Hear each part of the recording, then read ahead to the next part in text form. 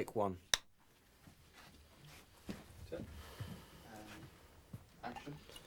They wouldn't dig something that extensive and not put it to good use. Well, I told you what I know. You want to hear that some? I told you I don't drink. And I think you know more than you're letting on. Schenke, just relax. Oh, and you're not curious about those tunnels? Forget about the tunnels. We'll have to deal with right here. Please.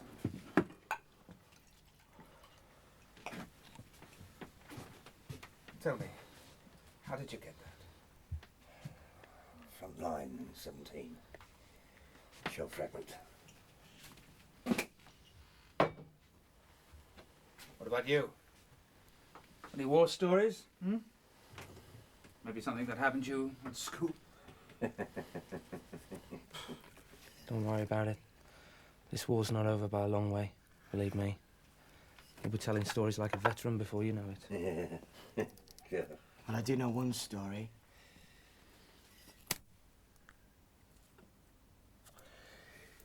I know what happened in those tunnels.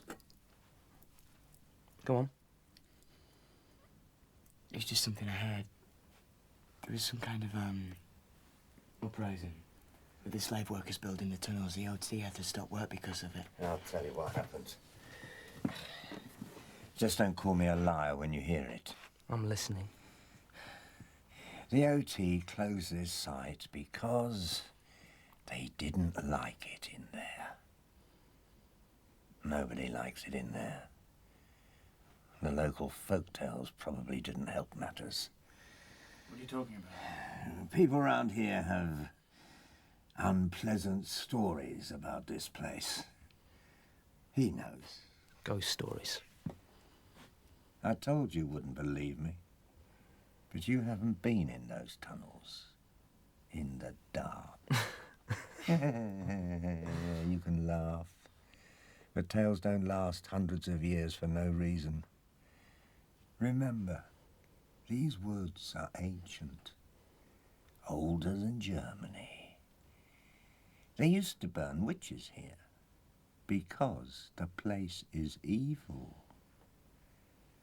It was during the Black Death. The plague was sweeping across the continent.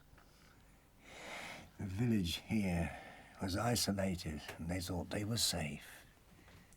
But there was no escape. The disease swept through this village like wildfire.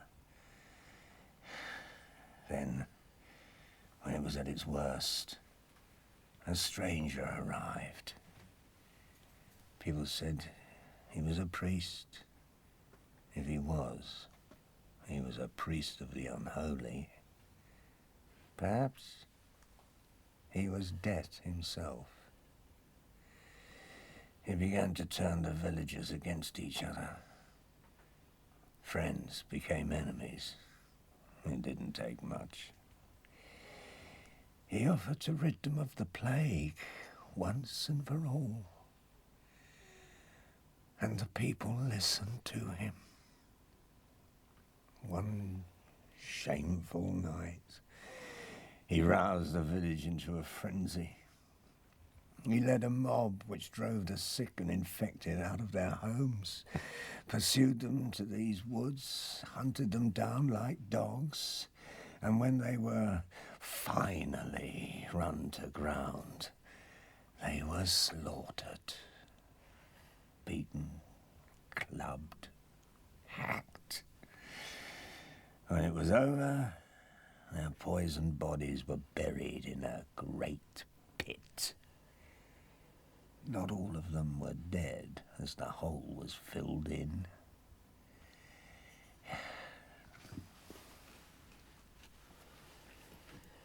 What's the matter? Don't worry about it, old man. He's got no stomach, that's all. Anyway, if that's the best story you can come up with, listen to this. Last summer, I was on the way back from Russia. As we reached Poland, there was some small town called Bothen on the Polish border. Nowhere remarkable. There was a convoy that had been hit by enemy aircraft. As we got closer, I remember that my arms, face, neck, everything began to itch. All of us. I was pulling out our clothes. It was like blood blisters appearing on my arms.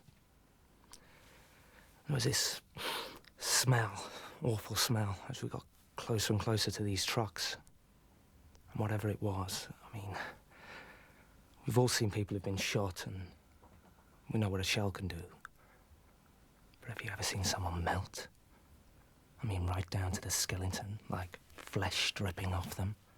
That's what this stuff did. It wasn't gas, some kind of liquid. I tell you, they've developed stuff that we don't even know about. And that's what it did. It just melted you. When I go, I want to go like that. Give me a bullet in the head any day. Prolonged death, that's for the enemy.